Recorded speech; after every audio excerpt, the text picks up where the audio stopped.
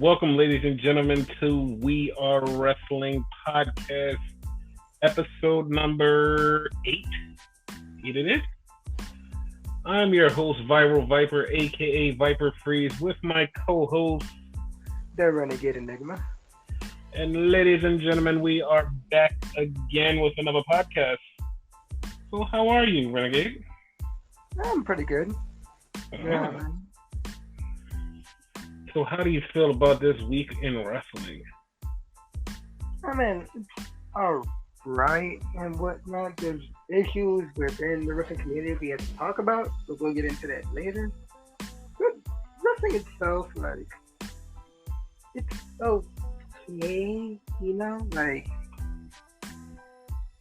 we're gonna get into it in detail, but Hell in a Cell was like, I'm gonna quote somebody. They said the matches were lit, but the finishes were shit.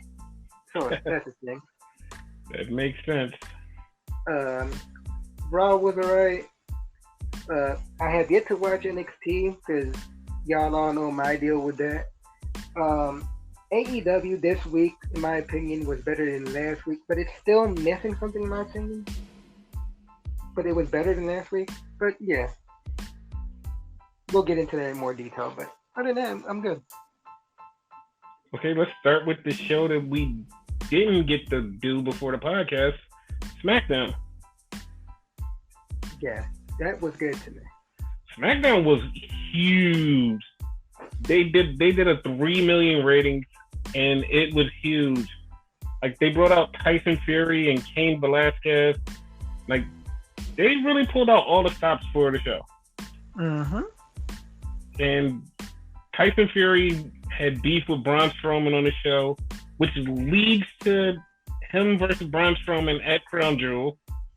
And Cain Velasquez, which is apparently Dominic's godfather, air quotes. And he came to stand up for Ray and beat the shit out of Brock Lesnar, who won the title in 8 seconds. He beat Kofi Kingston in 8 seconds. There's a lot of people who were pissed off about the Kofi title loss, but if you know the wrestling business, you've seen it coming a mile away. Brock was going to take that title regardless. Like, it could have been a competitive match. It could have been worse. It could have been 3 seconds. You know what I mean? Like, regardless, he was going to lose anyway. Like, the writing was on the wall. As soon as they moved to Fox, they wanted the big players. They got Brock Lesnar. And Cain Velasquez beat him up right after he won the title, which sets up a title match for Crown Jewel between Brock Lesnar and Cain Velasquez, which is very weird that they're having a wrestling match. 2 MMA guys that actually fought in MMA against each other for the MMA title are fighting in professional wrestling for the professional wrestling title in a professional wrestling ring. I wasn't aware it was for the title. Yes, it's going to be for the title. They're going to make the announcement tomorrow. I was privy to some leaks that it's going to be for the title. Okay. It's going to have a fuck finish because they don't want to beat either one of them. They're going to kind of push this out, but it's going to have a weird finish because Cain is actually hurt. His knee is fucked up, and he's going to have to get surgery. When he comes back from surgery, then we're going to see the real fight. We might even see them strap Cain eventually. You never know. The part I like, though, like, you see the fear in Brock's eyes. Now, I'm a total noob when it comes to MMA and whatnot, so I didn't know there was history there and whatnot. So I'm like, why is he so scared? But you see the fear in his eyes. Like, yeah. Apparently he fucked him up. He was the one who beat him. He was the one who beat him. When Brock came and had that big ass streak, won the title, and beating the shit out of everybody, Cain destroyed him. Cain whooped his ass. Cain made him fear God. So now seeing Cain in the wrestling ring is like, oh my God, you're back. My demon is back. What? I kind of like that.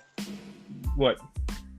You know, the fact that they had to bring someone in from his past to take him out, because nah, man, like, I don't care about Brock. I'm not, like, complaining like everybody else does about Brock, but at the same time, I'm tired of Brock.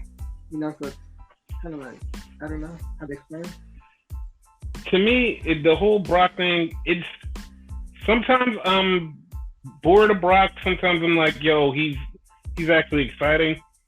Yeah. It's way more exciting than the Universal Champion. We're gonna get into that in just a second, but I have a love-hate with Brock, but it's not a hate where I'm like, oh God, I don't want to see him. It's like I can tolerate him. It's nothing boring about him. When he comes out and has a match, it's a good match. It's entertaining, but he's just not my favorite wrestler. He's just there. Exactly. Like, I don't like. It doesn't bother me when he's there, but at the same time, I don't care if he's there.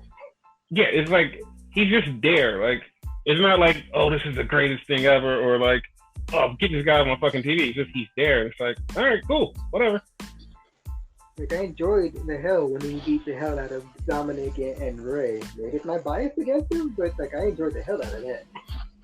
I enjoy when he beats the living shit out of anybody, just like dominantly and destroys the hell out of them.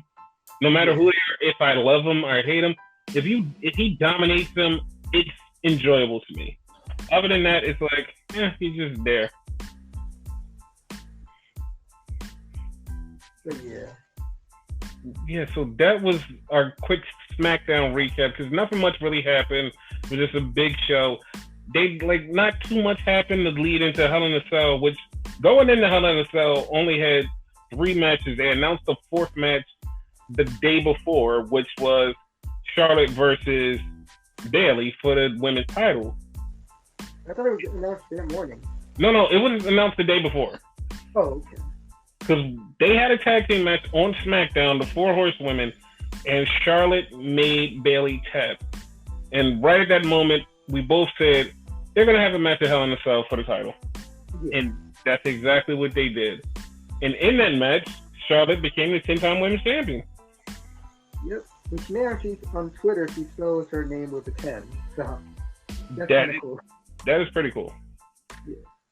And speaking of Hell in a Cell, people went into it with no clue of what the other matches. There were only 3 matches that were really advertised. And they had a bunch of random matches. We're not going to talk about the matches because they didn't mean anything. They just were there. There was no impact to any story. They just were random matches that they threw on the show. Nothing really mattered. The matches that they did have was Daniel Bryan and Roman Reigns versus Luke Harper and Eric Rowan. That match was really good. Which, by the way, not to cut you off, but they randomly threw in a stipulation that wasn't advertised before, which was, I believe, a tornado tag. If memory serves me right. Yes, it was a tornado tag that they threw in that morning. Yeah. That match was awesome because they beat the hell out of each other. It was so good and enjoyable. Going into it, it was like, it's gonna be kind of boring. But after, it was like, oh shit, that was actually pretty cool. Yeah. And then out of me is I don't know how you felt about it. So I swore there was gonna be a heel turn there. Now maybe the obvious one would be Daniel Bryan, or maybe the swerve would be Roman Reigns, right? Mm-hmm. But none of that happened.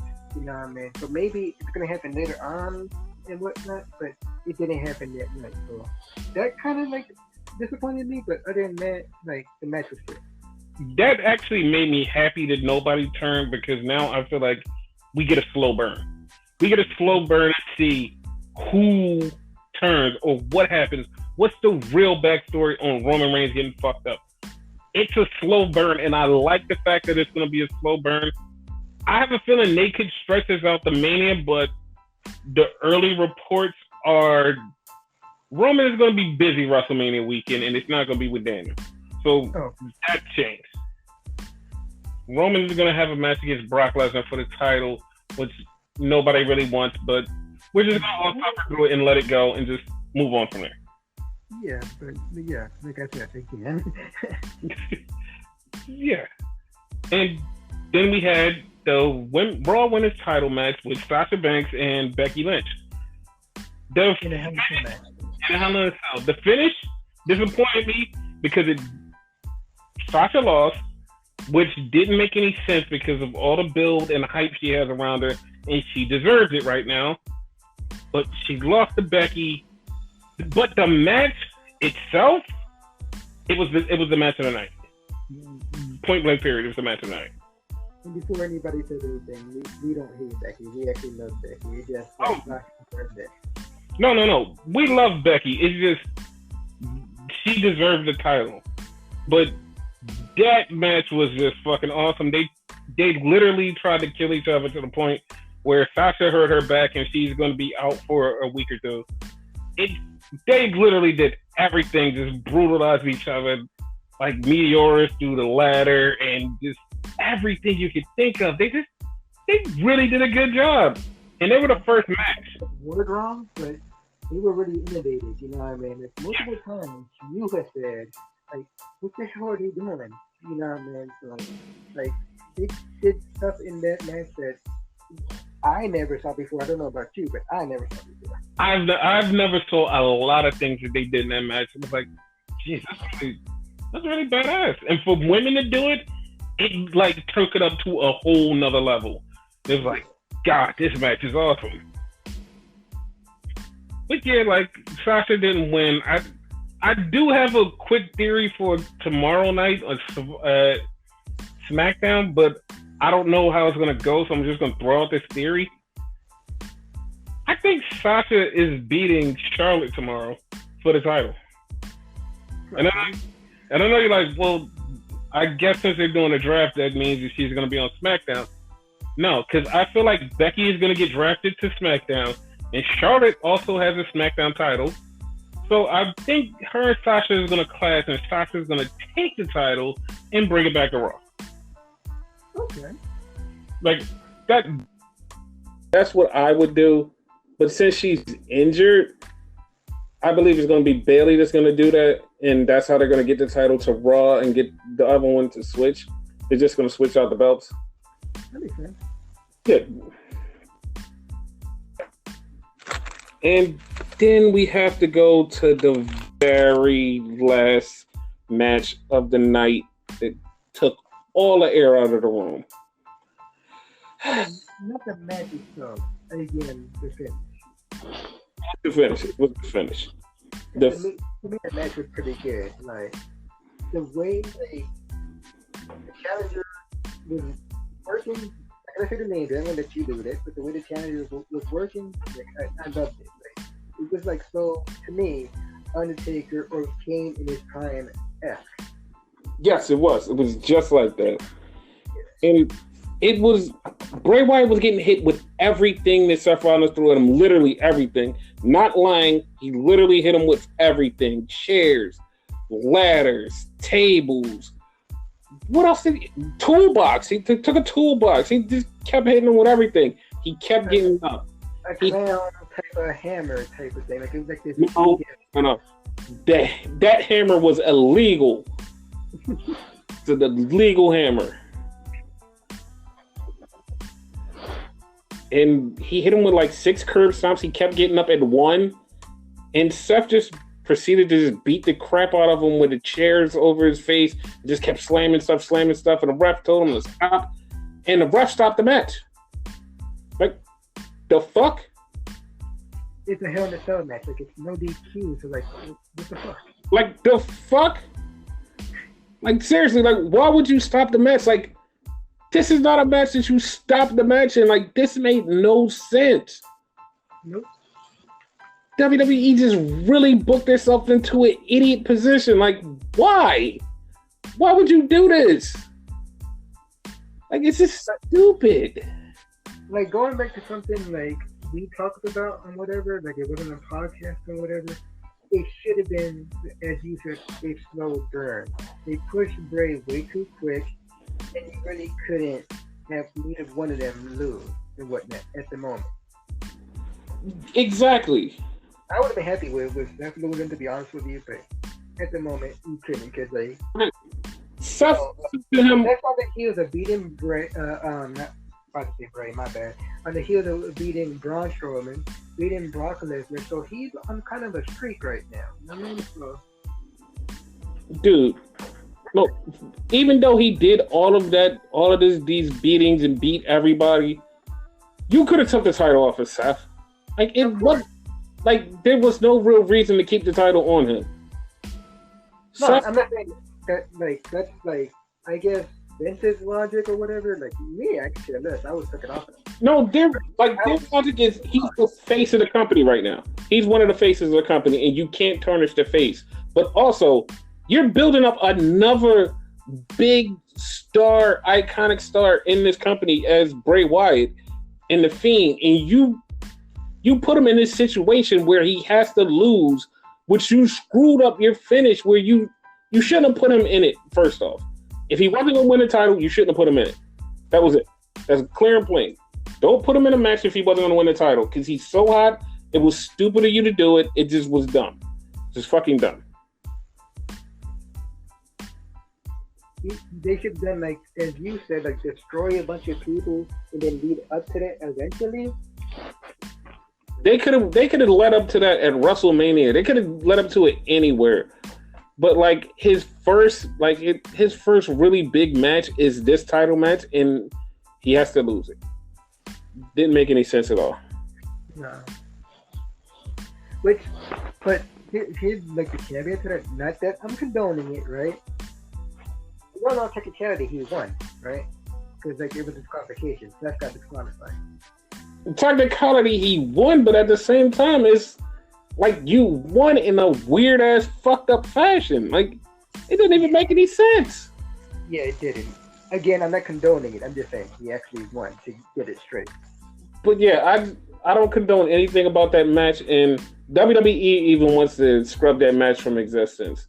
So we're gonna take a cue from them and act like that match never happened. Before we do, though, let me point this out, right? That Raw, they barely even mentioned it. They mentioned it once, didn't say it again. They took 2 hours and 30 minutes to mention it for 15 seconds, and that was it. It's over. Never hear about it again. Exactly. Which there was supposed to be a rematch that night. And from what I heard, I don't know how true it is. That wasn't true, because there's rumors out there that they're supposed to have a rematch at Survivor Series, and that's not true. Oh, okay. Because there's a fake screenshot out there that's going around that they're going to wrestle at Survivor Series, but that's not true, because Survivor Series is still going to be from what I know, it's going to be a 4-on-4 and back and forth SmackDown versus Raw type thing. So that's not happening. Okay. And that ending caused a lot of hell and chaos in the wrestling community, because it turned all of the fans to toxic people. I know I've said before how the AEW fan base is toxic. This is when you really found out that the WWE fan base is as sick and toxic and twisted as the AEW fan base. Probably even more, because they're dead set on one thing. And they have went and they've talked about people. They've made people put their Twitters on private, take down their social medias, and like just stay away from the internet because of them being assholes. And they just can't just watch a wrestling match and enjoy it and talk about it and not go to toxicity. We have a friend in particular that happened to. Yes. And like, she didn't say anything wrong. Like, she is a legit fan. She loves all wrestling. And like, she loves AEW. She loves WWE. She tunes into all that stuff. She does, I want to say, reaction videos on Twitter. Yes. And like, just because she was optimistic about, you know, the Bray Wyatt versus Seth Rollins match, everybody came at her neck. Which, if you really analyze it, there's stuff that you can be like optimistic about. Like, again, the match itself was good. I told Viper that, you know, man, I'm kind of like myself, am optimistic about a rematch. You know what I mean? But you know what I mean? You don't hear Viper coming in my neck because of that. You know what I mean? And I'm pretty sure you disagree with that. Oh, I totally disagree, but I'm not gonna come at your neck for that. Yeah, you know what I mean. But like people coming at people's necks are just like, disagreeing with that. Like people are allowed to disagree. You know what I mean. Not everybody has the exact answers to things. You know. Exactly. People are way too sensitive. I don't know why, but they're way too fucking sensitive. Just relax, get over yourself. This is wrestling. We're here to escape from our regular, normal, everyday lives, not to pile more shit on us and make us fucking mad and angry and sad because you're fucking assholes and dickheads. Just calm down and relax. Take a page from Naito and tranquilo, my friend. It's like this other incident that had nothing to do with wrestling, but like everybody went an uproar about it and whatnot, right? It's this I don't know if he's a producer or director or whatever. Like you would know better than me. Martin Scorsese, He's a director. director, whatever. He said something to the effect of Marvel movies are not cinema. Yeah, you could agree or disagree and whatever. But a lot of fans like they disagreed and whatever, and there's like a real uproar about it. You know what I mean? Whereas the person who started the whole Marvel Cinematic Universe, Martin Downey Jr., Iron Man, Tony Stark himself, he doesn't give a shit. He's like everyone. He was in the Howard Stern show, and he's like everyone's entitled to their opinion. You know, he loved how he even told Howard Stern. I saw the interview. I'm basically paraphrasing. He loves Howard Stern, but he doesn't agree with everything he says. You know, you don't have to agree with everything someone says. Just disagree, agree to disagree. That's the same people say. You know what I mean? And just go out your business. Basically. People like, being toxic to each other, you put more stress on yourself. It's ridiculous. It's fucking ridiculous. These people need to get over their fucking selves. Because I'm telling you right now, to any of the listeners right now, right? You come at my nigga on Twitter or anything like that, you getting blocked instantly. Because I'm not like about that shit. Exactly. So yeah, like it's been like Hell in a Cell made like everything hell. Ironically enough. Ha! That's why to see you in hell. Like yeah, it was hell. It was literally hell on wrestling. Something that actually picked up the wrestling community on Tuesday was like, which was actually surprising as hell, was NWA Power. Like, you have to watch it. It's such a fucking throwback from the days of the Jim Crockett promotion, Mid-Atlantic, and the original, like, older WCW. Because it's like it's in the studio. They have this old school setup. Even the fucking intro song is an old school rock ballad, and it's like, holy shit! Like, soon as you watch it, the first couple of seconds, you start to get into it, and you start to get all those feels of, oh my god, this is like so old school. And then the wrestling is old school. Like, it's not like throwback wrestling, like, oh, they're not doing flips and shit. It's wrestling, but it's wrestling with these wrestlers having matches and having squash matches and building up to their opponent, building up to the big matches that they're going to have. And then you have them cutting promos, and their promos are so fucking awesome that you're like, holy shit, these guys are really kicking ass with promos. And Eddie Kingston showed up, who wasn't even scheduled for the show, and challenged the tag team champions, who are called the Wild Card, because during the NWA tag team title tournament, they came together as just a wild card. Literally, they picked two guys from NWA and put them together and made them a tag team. I like that. Yeah, and they became a tag team and they won the tag team championships.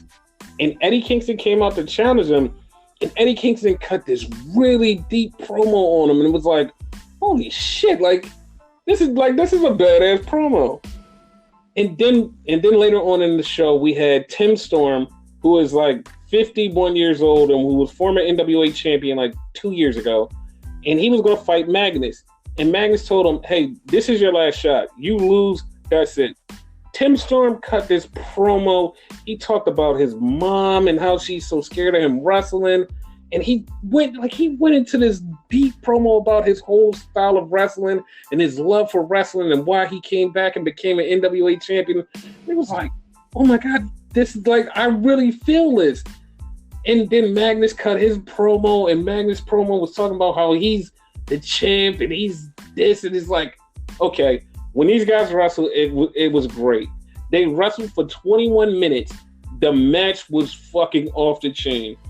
Magnus beat Tim Storm, and then after Magnus won, he got out the ring and cut a promo and thanked Tim Storm for being such a great opponent, and he basically said, I'm the champion, there's nobody that can take the title from me.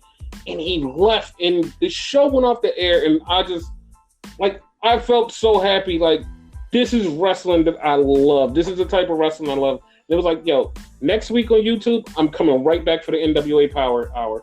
I'm down for this. I'm down for that. Like, as you're describing it, I just found it. It had like a little timer on it, like it started in 2 minutes.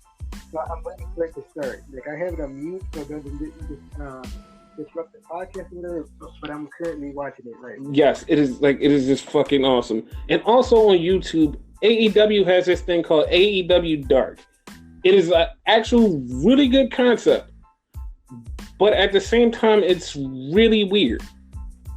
Because it's all of the dark matches that they tape right before AEW Dynamite. They have like 3 or 4 dark matches, and then they put them up on YouTube. And they were pretty good. Well, the woman match was definitely good because it was Penelope Ford and I forgot who the other person was. I think it was Bea Priestley versus Britt Baker and I forgot her name. But they had a killer match, and Britt Baker won with her Rings of Saturn Mandible Claw finish. And we had Darby Allin versus Shima. Darby Allin beat Shima, which was a shock because I didn't think Darby could beat Shima. And it was like it was pretty good, but it's weird that they have it. Coming up on AEW Dark this week, they have a really huge match that I'm surprised that they put on Dark. It's Joey Janela versus Kenny Omega in a hardcore match. I'm super surprised they put that on YouTube, but it's going to be on YouTube and it'll be up next Tuesday. I'm sorry, I tuned out all of it because all I heard was the Bea Priestley. Bea Priestley is a day. Yeah, I have like a big crush on her. I don't care. I'll put that out there. Yeah, I know she got a boyfriend, Will Ospreay. All due respect to him, but he's the man. Yeah, I mean, not my cup of tea, but I'm not saying she's ugly. She's actually pretty cute. She's just not into goth chicks. I definitely am. So. And Wednesday Night Dynamite and NXT happened yesterday.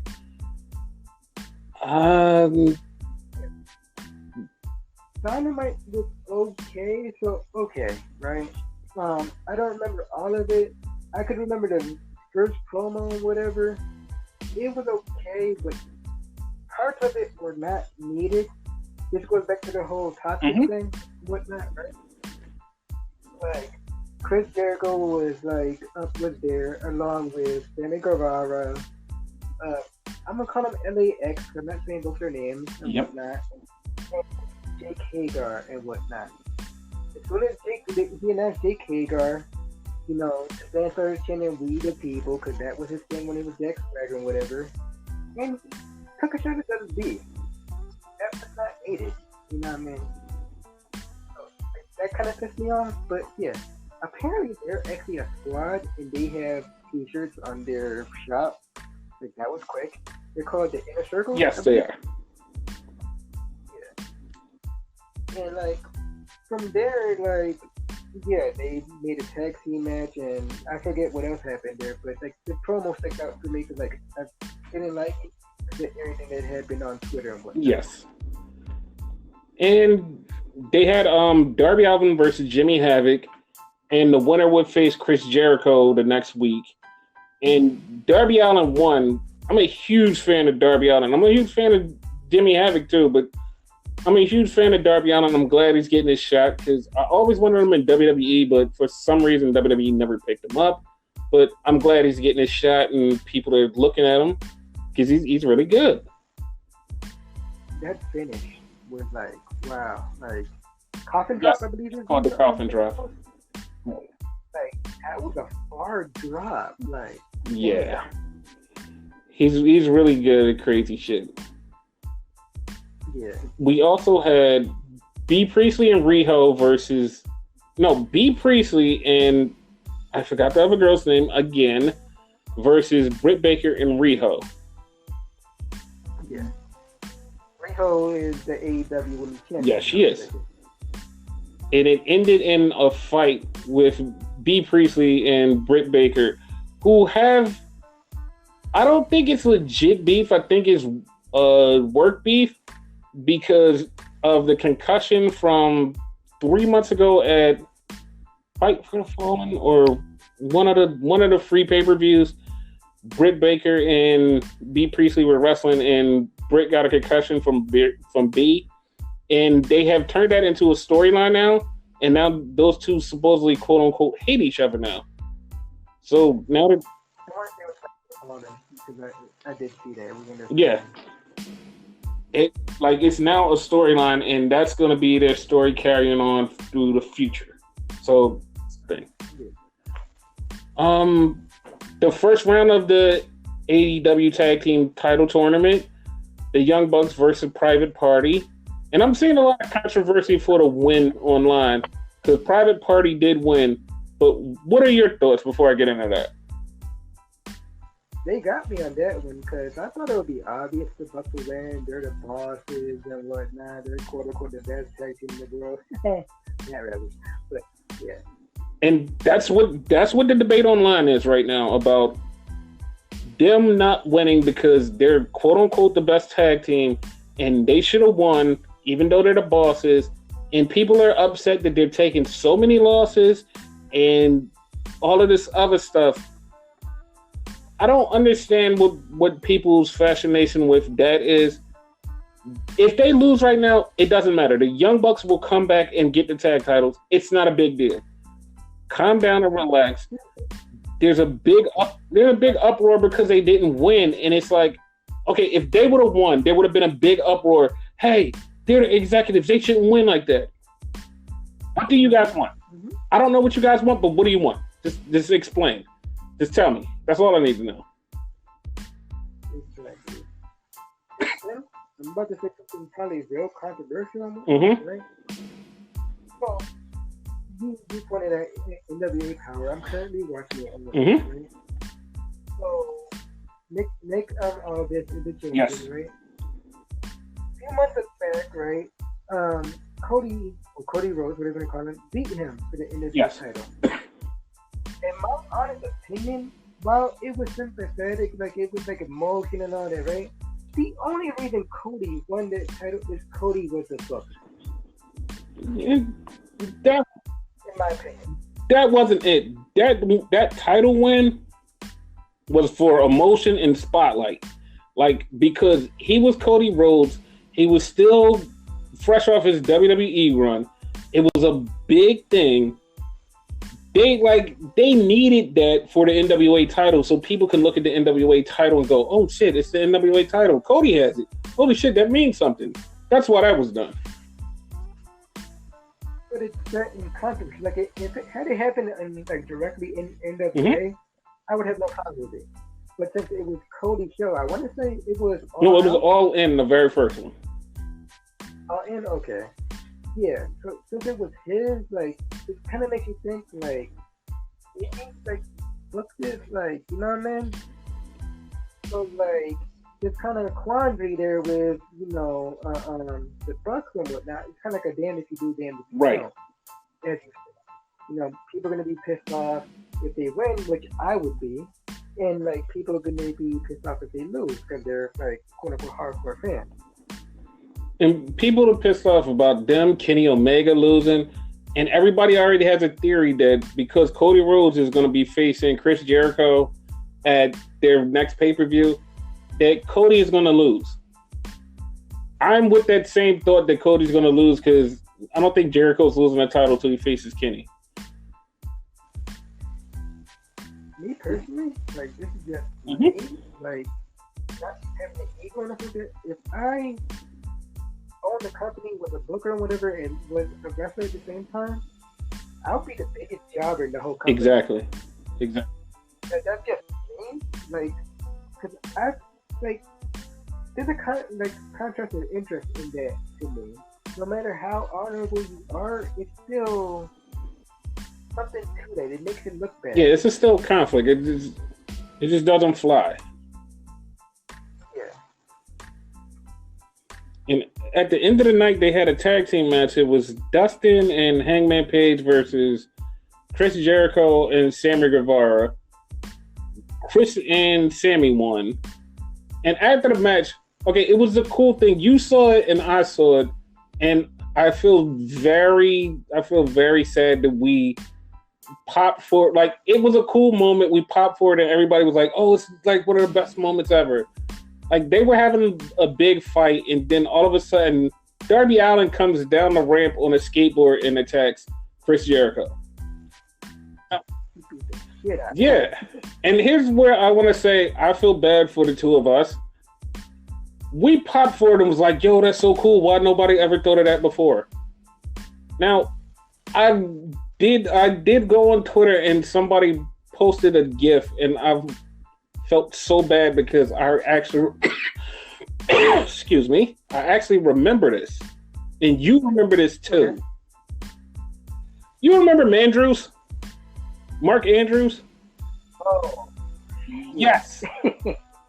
Mark Andrews came down on a ramp with his skateboard and did a Hurricanrana. Darby didn't do that, but Mark Andrews was the first to do it. I remember that. Damn. Yeah.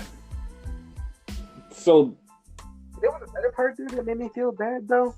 Cause okay, the tag team match happened and whatnot. Dustin and Hangman got beat down and whatnot. I forgot the order, but I know somewhere down the line, MJF showed. Yes. Because I want to say Cody showed up. Yes. Sure. So they beat Cody down. MJF showed up. He had a steel chair, and they kind of hinted him like beating up Cody, and they didn't like pull the switch. Like I believe they should have pulled the slow burn. That's gonna be the theme through this whole podcast. Just a slow burn. Yeah. Like I don't know when that actually happens, it's gonna be good, but like slow burn, but at the same time, don't go too slow either. Like if they keep doing the subtle hints, like the subtle, oh, he's gonna turn, and then he doesn't. Like, oh, he's gonna. No, it's not. I like how they just keep playing with it, and like you keep thinking it's not gonna happen. And then when you get too comfortable, it happens, and you're like, oh shit, we're fucked.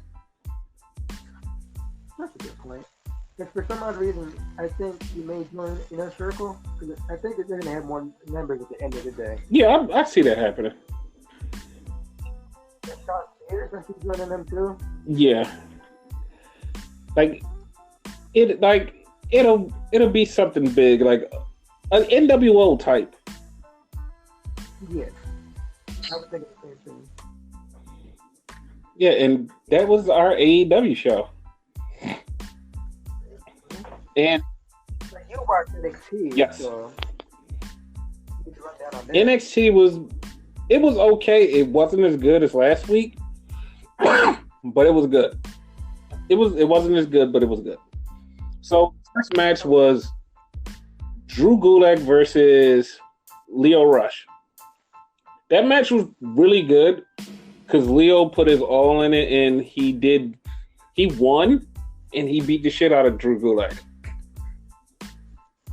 And that match was like, that was up there. Then they had Roderick Strong versus Shane Strickland. Or Isaiah Swerve Strickland. Whatever they call him these days. But that match, it ended in like a fuck finish, but I want more of that. I want more of Swerve Strickland and Roderick Strong. I need more of that. I need to see that more often. Because Swerve is really good, and Roddy is just the right person to bring it out of him, and I need to see more of that. And then matches with Dream, like they were good. You know what I mean? Speaking of that, after the match, Dream came out and cut a promo on Roddy and challenged him for the title. He did the thing where he like exposed him on screen because Roddy took a picture with the title and he was naked, and then he said, "You're gonna come up short," and had like a little picture of his dick, not his real dick, but it was covered and it was like really small. His shortcomings, basically. And then Tommaso Ciampa came out and basically told Adam Cole that Daddy's home, and that got a huge pop. I mean, they got a pop. They got a chant. Yeah, Daddy's home chant, which was, I think that was the first time I heard the Daddy's home chant. Yeah, I've never heard that before. For some odd reason, I want to say it was actually trending on Twitter. It was. We had a match with Bianca Belair and I forgot who she faced. It was somebody. Dakota Kai. And Bianca Belair beat Dakota Kai. And Rhea Ripley fought Aaliyah and she beat Aaliyah. When Rhea Ripley won, Rhea Ripley challenged Shayna Baszler for the title. When Bianca Belair won, she challenged Rhea Ripley for the number one contendership. So I have no idea when that's going to happen, but I want to see them two go at each other for the first time. That's going to be a great match. Here's the thing with that, right? Shayna Baszler is kind of a machine. Like, no one has beat her except for probably Kairi Sane at one time. Man. So what I want a multi-person match. Like he has yet to have that chance. I think she did have it once. She did? I think she did have it once, and she beat everybody that was in it. Oh, okay. Like, she's becoming unstoppable. I'm waiting to see who they're going to have beat her. And the way it's looking, the way it's shaping up, that it's going to be Rhea Ripley because they keep pushing her off and, like, putting her to the background. And I think she's going to be the one to beat her. Yeah, I hope it's her. And then we had the match that ended NXT. It was Walter versus Kushida. Man. That's the end of it. That was good. Man, I didn't think it was going to be as hard-hitting, as cool as it was. Even during the show, I was like, this is going to be the main event, and it's not going to be as cool as it should be. And when it happened, oh, man, it was an ass-kicking fight. It was a good fight. I was like, oh, shit, this is really good. Like, you look at it on paper, it looked like Walter, like, clearly, it would be a squash match. Right. It was far from a squash match. It was a real good competitive ass-kicking match. It was like, it basically stole the show. It was like, goddamn. In the ratings, everybody lost. Everybody lost in the ratings because I'm guessing baseball playoffs, but it was a big loss. AEW took a 400,000 loss, and NXT took a 100,000 loss. That, like, the rating war is going to be on, but at the same time, it means nothing, but it means everything. Because, like, it's just AEW fighting NXT. It's not them fighting Raw or SmackDown. It's fighting the lower tier of the company. Not saying that the wrestling is lower tier, but what WWE looks at as the lower tier of the company. The way WWE looks at it, NXT is basically the C show. It's clearly to the fans, it's not, but that's the way they to the fans, it's actually the A show. It's the show. When you ask anybody about Raw or SmackDown, those are two totally different. entities to NXT. WWE is a totally different entity to a lot of fans. To a lot of fans, NXT is its own individual company. It has nothing to do with WWE. Yeah. Because it's that good. It's to the point now where the cruiserweight title is no longer WWE cruiserweight, like the NXT. Yes. And speaking of NXT, they signed Scarlett Bordeaux and Shotzi Blackheart. Okay. I just heard about Blackheart this morning. Yeah, that's been out for a few days. And on Twitter, Regal put out an interesting video. So Evolve is having a show later on this week, and he put out a video on Twitter and said he's going to be showing up at Evolve to change one person's life. So that basically means he's going to offer somebody a contract. I don't know who it's going to be. They already signed Austin Theory, so I don't know who's the next person getting signed from there. Like I can't wait to see who it's going to be.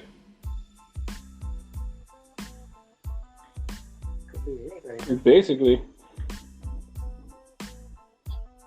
So let's talk about the draft tomorrow and your show, SmackDown. Yep. Tomorrow. And SmackDown tomorrow opens up with Seth Rollins from Raw versus Roman Reigns from SmackDown. And the winner gets to have the first pick in the draft.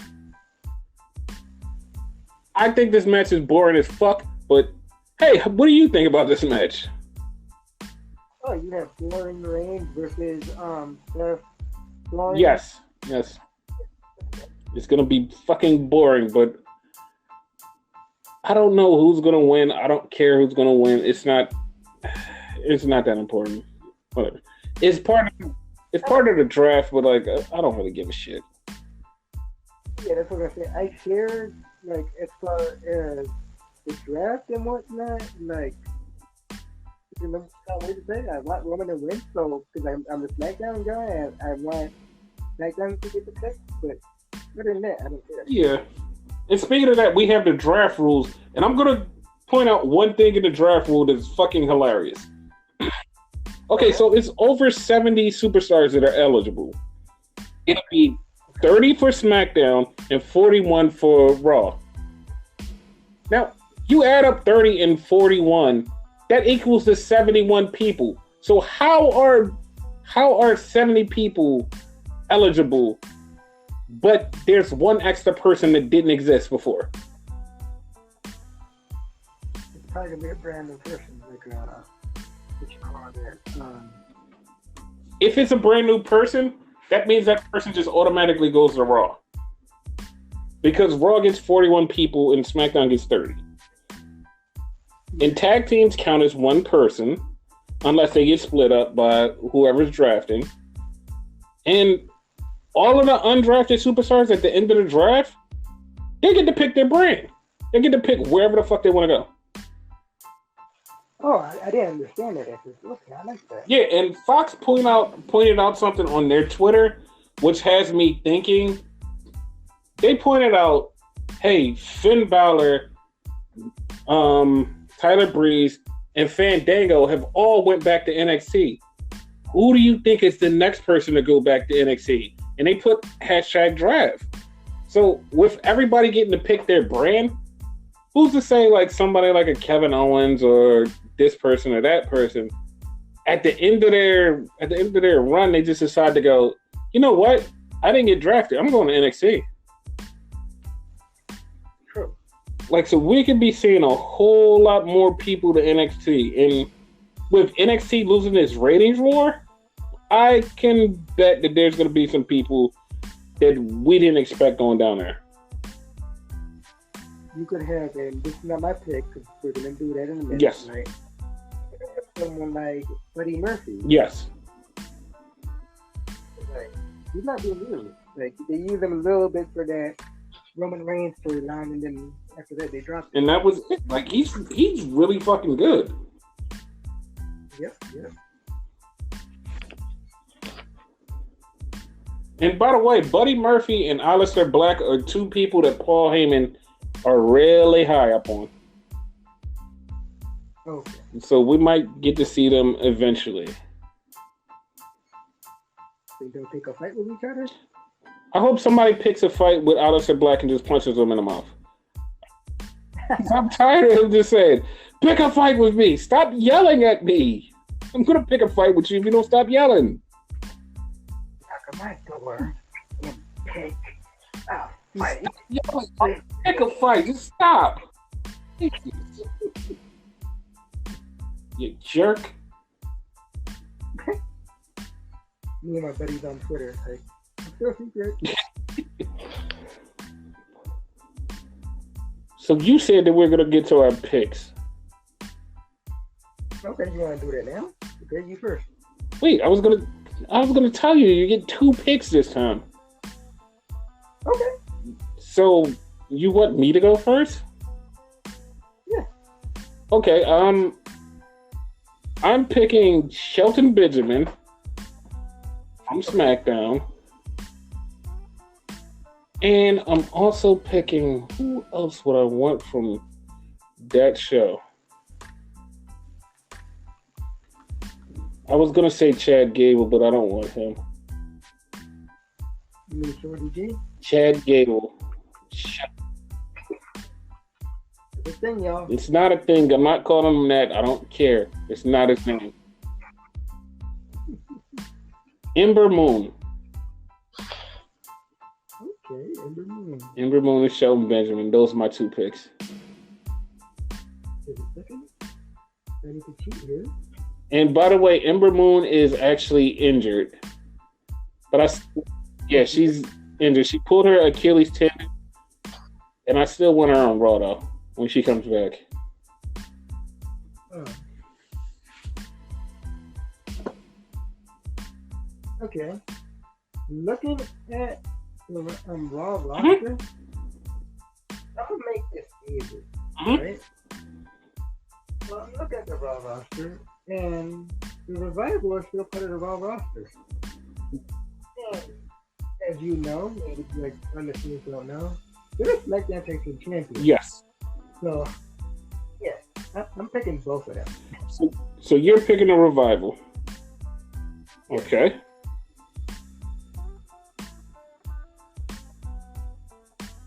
That counts as one. Oh, shit. I thought it was done. Oh, Okay. you still got time. Okay. I'm looking.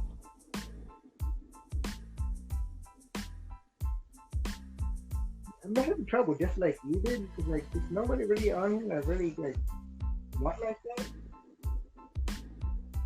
You gotta think of the possibilities of what they can do after you pick them. Yeah, exactly. Now, here's the thing. At least on the app, they have people on here that are also on like NXT/205 Live or whatever. For example, Leo Rush. So I don't know if that counts. I kind of want to pick him because like I know he's currently the Cruiserweight champion. He just won that, but imagine him get one for the IC title. That would be awesome. So like I'm gonna pick Okay. him. I'm down with that. Yeah. So yeah, those are our draft picks, and we'll see tomorrow if any of those draft picks get picked up. And on the following Monday, because it continues on that Monday. True. And then on Wednesday, we'll find out who's left over and just shows up on NXT. Exactly. Yeah, that was the week in wrestling so far. I'm not going to say the thing that I always say. Oh, well, we hope some news doesn't break and We have to report on it. Because every time I say that, something happens as soon as we stop the podcast. Exactly. And one day we're going to catch the news right before it breaks. And I'm gonna have to add what we're that's right. I forgot. I almost left that off. I'm going to report this here before it gets out and gets into a big thing. Okay. CM Punk took down his Pro Wrestling Tees store. Now, usually when somebody does that, that means they're signed to WWE. Exactly. So, do you think that that's a thing? I think so, because it's been rumored for a while. He's supposed to be doing the SmackDown show. I forget the name of it right now. WWE Backstage. That's exactly what it is. Yeah. But, like, what gets me, though, right? To me, normally when they do that, you're like a current star. Like, you're going to wrestle and whatnot. Like, if you're a backstage personality, like, you don't give a shit, like, if you have pro wrestling tees or whatnot. You could wrestle in the indies or whatnot. And I want to say, and I'm probably totally wrong about this, somebody could, like, correct me. Gary King Lawler actually has pro wrestling tees, and he works for the company. So he's actually a commentator on Raw. Yeah, he's a commentator on Raw. Even though he doesn't want to do it, he's a commentator on Raw. Yeah. So that's the thing. I want to say it's him, not necessarily somebody else backstage, but yeah. Yeah, that's really what happens. I mean, some people that work there, they decide to leave up their Pro Wrestling Tee store. I think the Revival still have theirs up because they had the FTR shirts and they decided to put them up because WWE wasn't selling them, and I think they're still up. I'm not sure. I think they're still up. Okay.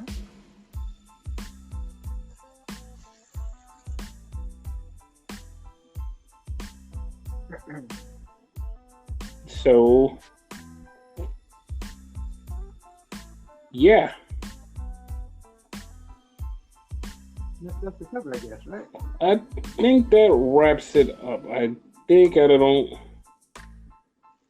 want to miss anything. I just think it's up. I think that's it. Okay. Oh, there was one thing from last week and whatnot that we didn't cover. Yes. Talk about the Carlito incident or whatever? Yes. Let's talk about that. Not really an incident, but it was more like something that was said and whatnot. Mm-hmm. Yeah. I want to like paraphrase and whatever. Like, I want to take that quote. What was it that he said? He basically shit on NXT and put up AEW and said that NXT was like super minor leagues and they had no reason to compete with AEW, and like they're basically killing their own future jobs. Basically saying they wouldn't be shit and would be working for AEW in 6 months. Yeah. I don't know. I don't think he has no reason to be saying that because he didn't do shooting WWE except to win secondary titles. He a tag team title here and there. Yeah. And I just read something and like this would have made the whole show better, the Hell in a Cell show. So according to Dave Meltzer, the original plan was for The Fiend to take a bump through the cell and kind of be no responsive, and they stopped the match that way. And then after the match, he put the mandible claw on Seth Rollins. Okay. Like, I would have loved that way better than the shit finish that they did this time. Yeah. Way, way better. Way better. Because like, if they would have did something like that, I think I would have popped and said, yo, this match was great. And this match was total shit. Probably not even that far. Like, if they had a ladder spot, you know what I mean? It made it actual acceptable.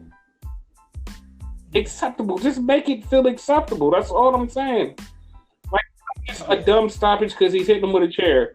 Stop it. Like, what are you doing? What are you doing?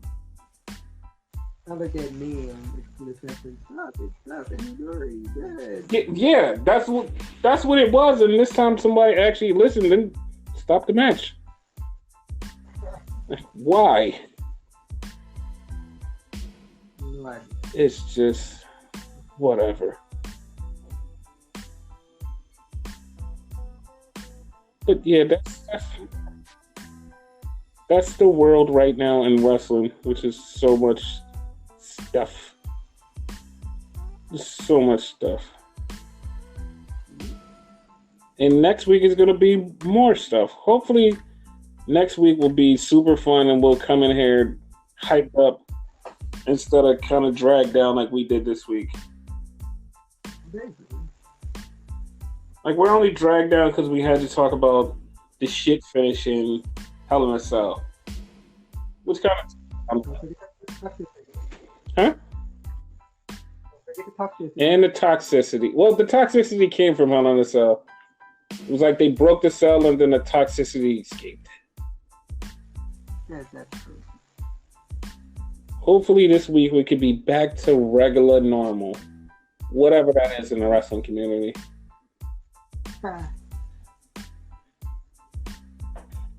So we're at the end of the pod, which is always my favorite part of the podcast, the end of it. So, do you have any way you want to end the podcast and let the people know that this is it, it's over, and we'll see them next week? Not saying see you in hell, because you already Nope. No more hell. We don't want to go back. I guess, right? Next time, same segment on time, same Brightbird channel. Okay. You know what? Screw that. We're out.